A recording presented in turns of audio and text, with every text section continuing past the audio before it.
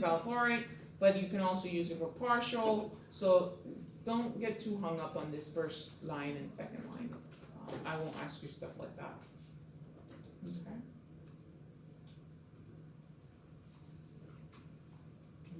Psychiatric effects for AEDs, they're all here. Irritability, hostility for levothyroxine, I have never seen it, but they say it can happen. Depression for vigabatrin. Vigabatrin is, I always call it vigabatrin, so I don't never remember the other name for it. It's a neuro agent.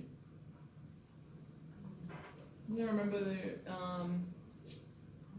it doesn't make you as sleepy, it has a low side effect profile. No, for seizure. Oh,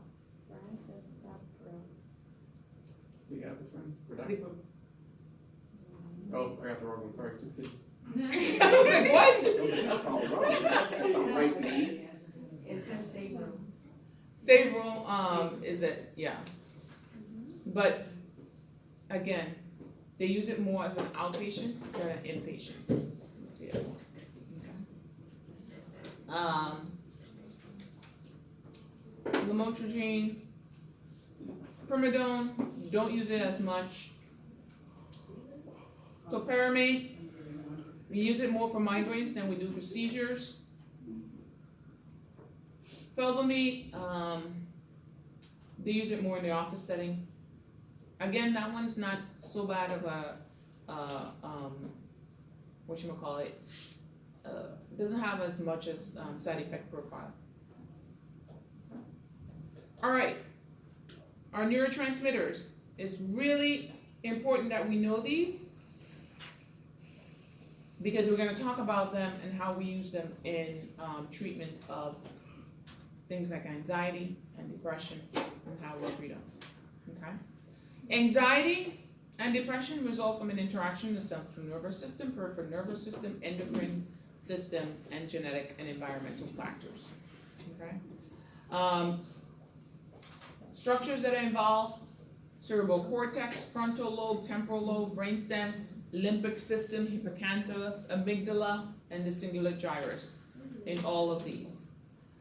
Hypothalamus, remember the hypothalamus is your cerebral endocrine organ that stimulates the pituitary gland to secrete hormones. Hormones can cause us to be excitatory, sex drive, wake, sleep, all that stuff is mediated by the hypothalamus. We know what the frontal lobe does, executive function. If you want to know a frontal lobe in despair, just talk to Miguel. Diencephalon, sensory. You know I'm just playing with you, right? That's true. The hippocampus and the amygdala stores memories, learning, and formation of emotions. Remember we talked about the limbic system. The limbic system is your teenager. If you don't have one yet, wait until they come. You're going to remember me. You're going to be like, Dr. Morton said you would come.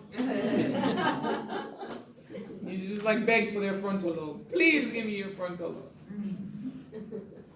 We already had this in there. The dopamine pathways, of course, you would see the dopamine pathways in the frontal cortex because we just talked about the frontal cortex, executive function, the reward center, the pleasure centers. Dopamine is pleasure, euphoria. It's like I'm on a high. I got an A on a test. I feel like I'm on top of the world. Every time you decide that you're going to do something and you do it very grand and you succeed at it, you get a rush of dopamine, a hit of dopamine. That's why it like pushes you to do things. People like me, I thrive on dopamine. Okay, and you do too, because you wouldn't be sitting here. You'd be slouching somewhere, being a bedside nurse, and you wouldn't be here. Okay, the reason you're here is because you thrive on being better, achieving different things, and getting hits of dopamine. Dopamine. Every time you get hit the dopamine, you go, I want more. You get another hit, and you go, I want more. Can't wait for you guys to come back for your PhD. We're not that high. That was cute. Serious. I just like that, like, put it under there, put it under there. Okay, got it. All right. Your serotonin is a mood stabilizer, memory, processing, sleep, cognition.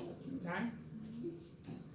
So, there are a whole lot of drugs out there that we use to treat, there are a lot of psychoactive agents that we use to treat things like depression, anxiety, schizophrenia. Okay? We have, for depression, we have your non-selective norepinephrine serotonin reuptake inhibitors, which is your tricyclic antidepressants. We don't use them as much anymore. We use amitriptyline, and we don't really use amitriptyline for depression anymore. We use it for sleep. We use it for, I think we use it, what else do we use amitriptyline for? We use it for pain, chronic pain, okay? We don't really use it for depression as much anymore. Serotonin selective reuptake inhibitors, your SSRIs, we use them for depression, but they're still falling out of favor because of their side effect profile. Serotonin, norepinephrine reuptake inhibitors, the SNRIs are the most commonly used now, antidepressants. Norepinephrine dopamine agonists, we use those for more psychiatric disorders. Serotonin antagonist reuptake inhibitors, have those too. Norepinephrine and serotonin specific agonists, we use those for psychiatric disorders. Monoamine oxidase inhibitors, psychiatric disorders. Benzodiazepine and GABAergics, we use these more for anxiety, we use them for sleep, okay? These are your things like your, yeah, your clonazepam, your the little old Vegeta's drugs, favorite drugs, Xanax. There you go, Prazolam. Ooh, look at you. Oh, I'm gonna give you all the names. Don't worry. All right. So your non-selective norepinephrine serotonin uptake inhibitors, your amitriptyline, nortriptyline, imipramine. Imipramine, we use it more for bedwetting. Bedwetting in kids. Yes. Monoamine oxidase inhibitors, your MAOIs. You use them more for psychiatric illnesses, and you don't see them used as much, but they still used. Selective serotonin uptake inhibitors, your fluoxetine, your paroxetine, your citalopram, all those. Your serotonin, norepinephrine reuptake inhibitors, your SNRIs, your venlafaxine,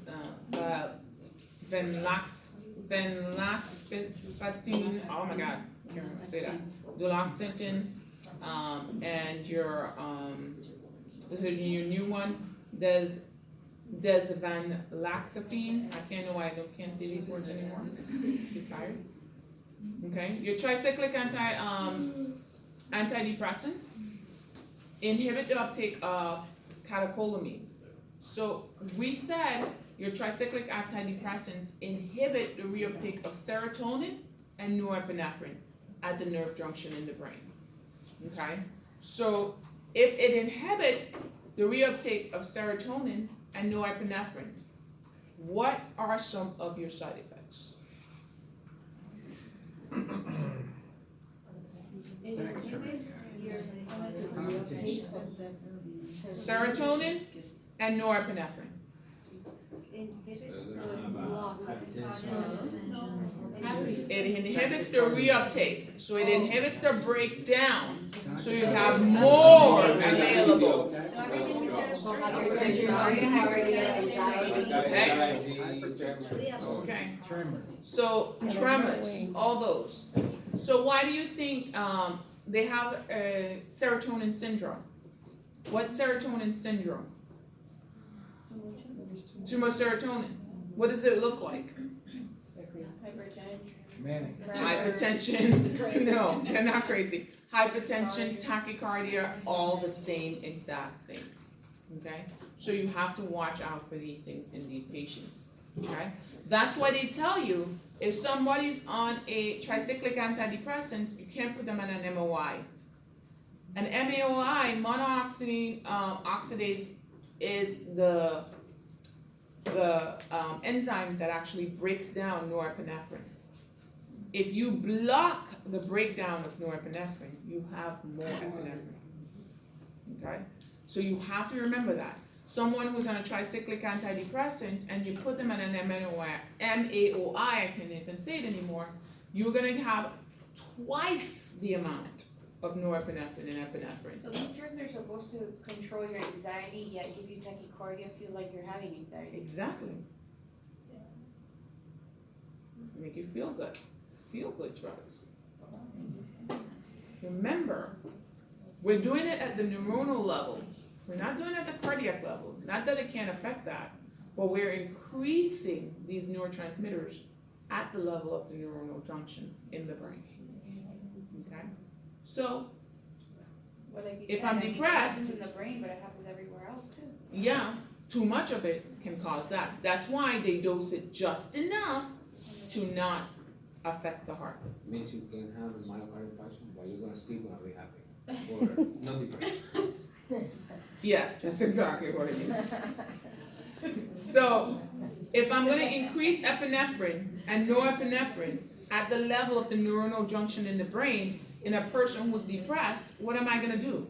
I'm gonna wake up the brain. I'm gonna make the brain happy. Because you have more. Exactly. So I'm gonna increase excitation at the neuronal level. Okay? It only gets crazy when you take too much of it. It's not appropriately dosed. Because that's why they go into all these drug trials, to make sure they know what's the exact dose that does that without doing this. But that doesn't mean it doesn't have the potential of doing this. So you always have to look out for those. Okay? All right. These are the non-selective norepinephrine reuptake inhibitors. These are your tricyclic antidepressants that we do. Amitriptyline, we use it for sleep. We also use it for chronic pain, okay, a lot of the times. Imipramine, this is the one I told you, nocturnal enuresis. Use it in kids who wet their bed. But like what age though? 'Cause Yeah, they wet the bed normally. Huh? Like what age are you talking about? When they're big. There's a time that kids are not supposed to be wetting the bed. Like if they're wetting it at 2 and 3, that's okay. But if they're 5 and 6 and wetting the bed, you need to give them some imipramine. It seems so drastic, I know, but there are kids wetting the beds into teenagers. You don't know what's going on. Maybe it's a trauma. Maybe it's a trauma, maybe it's something else going on. But in the meanwhile, I don't want to keep buying a mattress, and I don't want people to smell my house like urine by the time they come to the door. So if you're 12 and you're still wet in the bed, you're getting some drugs. Sorry. Yeah. It's one for you, one for you. Okay? All right.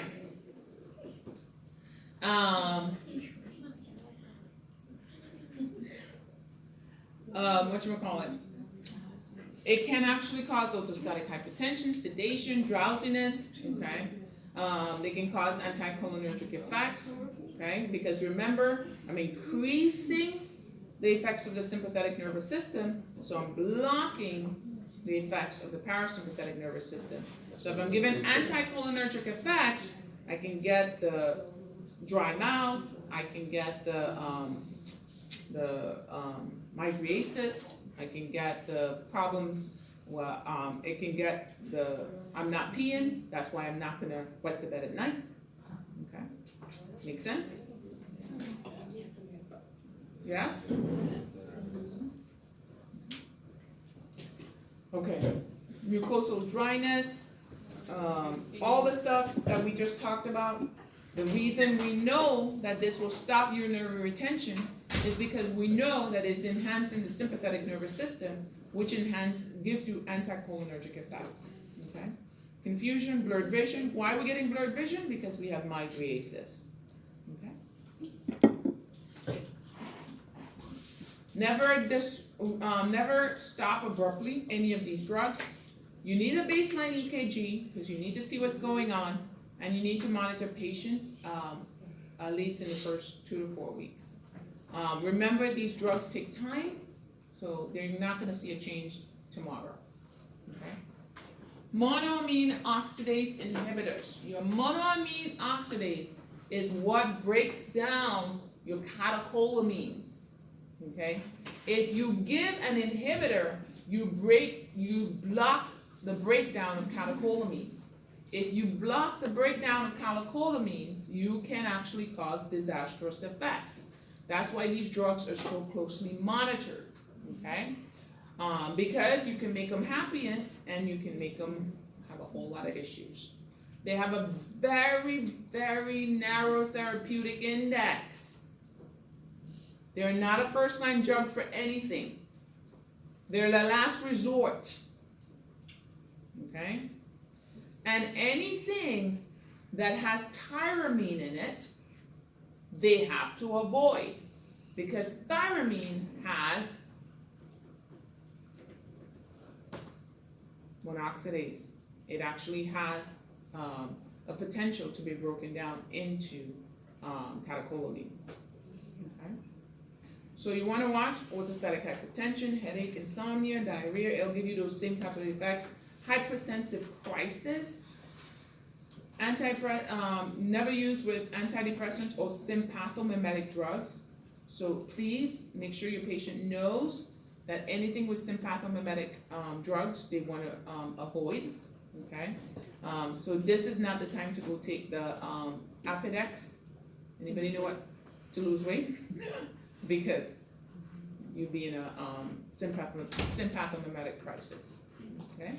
Any foods containing tyramine. What are some of the foods containing tyramine? Do we know? HG, sausage. Sausage, all these Fruit. aged types of things. Yes. Your fruit, the fruits when they can become really ripe, like a ripe banana. Mhm.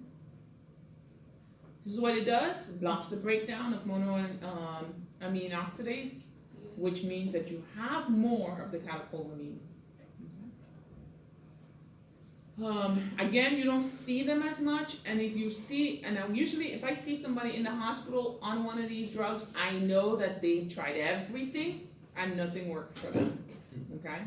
So these are my patients that I want to really watch very carefully, because these are your suicidal patients that might jump out of your window sometimes, okay? So you want to watch them, because they have to be really depressed and nothing else worked for them to be on one of these, okay? Yeah, they're scary types of drugs. Side effects: insomnia, weight gain, reduced sexual desire, inability to. This is what kills me. I'm already depressed, and you're gonna decrease my sexual desire. I just don't get it. The depressor. It's more. You're already depressed. Why do that? Why would anyone want that? I know. That's what I'm saying. I want to take that. I want to get fat. I can't. Oh my god. You can't Definitely see. depressed. You're getting Okay. You can't pee. You can't pee. No, this one you can pee. The other one you can't. But this one might stop you from peeing too. Drug adverse effects? Many. Just don't take it. This is a bad drug. Again, if you see someone on it, nothing else worked. Okay? Serotonin selective reuptake inhibitors. These drugs, again, feel-good drugs, increases serotonin at the nerve junction in the brain to make you happy. We don't use them so much anymore. They're cheap. Okay? Fluoxetine was one of the ones that we used the most. The ones that's approved for kids is fluoxetine. Okay? None of the other ones are approved for kids. Paroxetine, which is your Paxil, sertraline, Zoloft, you don't see anymore. Citalopram, Celexa, fluoxamine, Luvox, I haven't seen that. Escitalopram, which is Lexapro. Yeah, I still see it like in all our older patients. Yeah, I mean, well, they've probably been on it and they keep them on it, and it's cheap, okay? And probably their service or whatever the insurance they have don't pay for anything else, so they have to take that, okay? Again, we're increasing serotonin, which can have debilitating effects. You don't want to give it with other drugs that do the same thing because you can aggravate effects. Monitoring, never give more than 4 weeks for first prescription because you want to see. You can have electrolyte dysfunctions, like such as sodium, so you want to monitor that. Serotonin syndrome can actually occur with these drugs. Too much serotonin at the neuromuscular, at the nerve junctions or at the neuronal junctions can give you these type of things. Severe hyperthermia, mydriasis, flushing, diaphoresis, hypertension, tachycardia, nausea, diarrhea, all these things can occur, and this is just serotonin toxicity. Okay? So you want to monitor for any of these things. They can go all the way from being just sleepy or anxious to coma. They can go from tachycardia to respiratory failure, rigidity. They can have so many effects if they're in serotonin syndrome. You see them come in, severe hyperthermia, hypertension, agitation, tachycardia, especially if they're an older person, you want to know if they took too much of their Zoloft. Your SNRIs, duloxetine, we use it a lot. I use it a lot in my setting for chronic neuropathic pain. Okay, it actually works really well for neuropathic pain. Professor, for SSRIs, I know that they take about 2 weeks to kick in. Is that the same thing for SNRIs? It is the same thing for most of them. For most of them. They have like varying amounts of days, like some would say like 8 days, 10 days, but you always teach your patients that you will never see an effect within a few days. They'll take at least a few weeks. Okay. So if they're having a side effect within a few hours of taking the medication, that's a side effect or an allergy, it wouldn't be an effect of that medication? I mean, you can still have an effect of the medicine without it giving you a pharmacological effect. Because the pharmacological effect is the desired effect that you want for why you're taking it. And that takes some time because you're trying to increase neuronal excitation so that you can decrease the signs and symptoms of depression. But that doesn't mean your body's not metabolizing the drug and you're not getting the effects of what can happen with the drug right away. Because you're increasing serotonin. If this person is super sensitive and you give them an SNRI, they may react to it. I mean, I've never seen it, but that doesn't mean it can't happen. I had a friend within 2 hours that her body was on fire, that she was having tachycardia, she felt faint, her mouth was burning, Oh yeah. her chest was burning. Oh yeah. And she was like, oh, well, I'm going to take it another day because the doctor told me that, I might get some effects, but No, not I like should that. hold it off. So she took it the second day and she almost passed out. Oh yeah. And I was Not like, like your that. doctor. Tell them you're not going to take it anymore. No. You don't even have to wean it. It's only been 2 days. She shouldn't take it. She's super sensitive. Super sensitive. So was she able to take something else?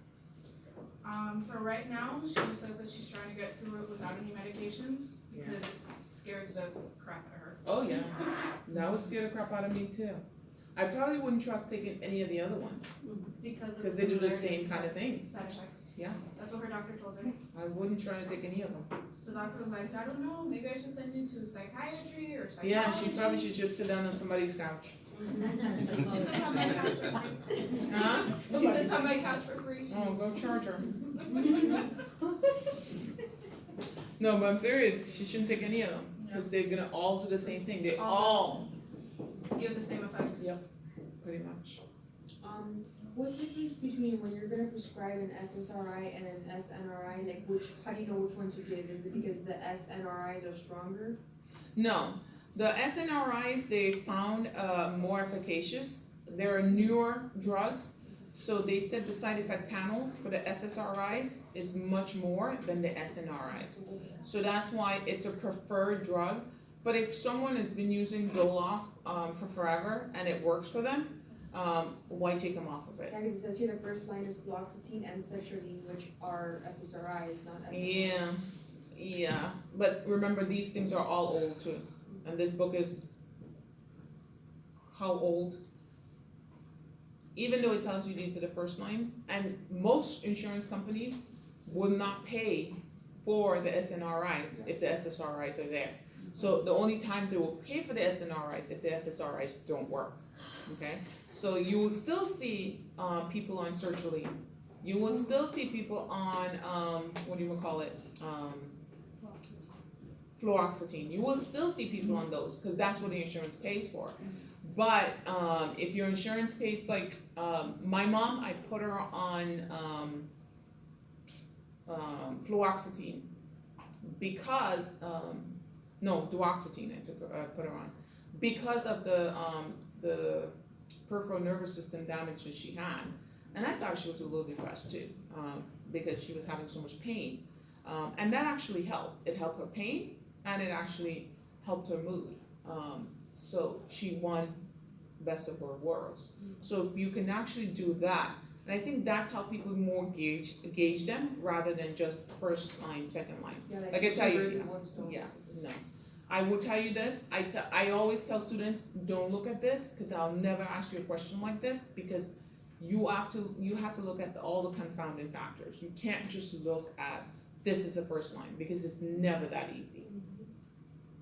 Is it like in the primary care practice to prescribe those meds, or you have to refer them to like a psychiatrist? Nobody prescribe those. Most of the times you're referring them to psychology, and psychologists, a lot of them can't prescribe. Yeah. So you would have to prescribe them. You will have more rights than most psychologists that are practicing as a nurse practitioner. They also give the fluoxetine to help people quit smoking. No, they give Jesus, what's the name of that one? No, Wellbutrin is the one that they give. Oh, yeah, They give to keep smoking. That's an unlabeled use, my brother used it, and it made him a nice guy too. Nicer than he is. Okay. Yeah, people who are quitting smoking should get something else, because they're really not very nice if they're quitting smoking. They have to be a really, really just level person to quit smoking and be okay. They're just like pulling out of their skin when they're quitting smoking. So if they can go and you can give them a little Wellbutrin, might help For a little while. for a little while. Yeah. St. John's wort has catecholamine effects, so you want to keep them away from things like that.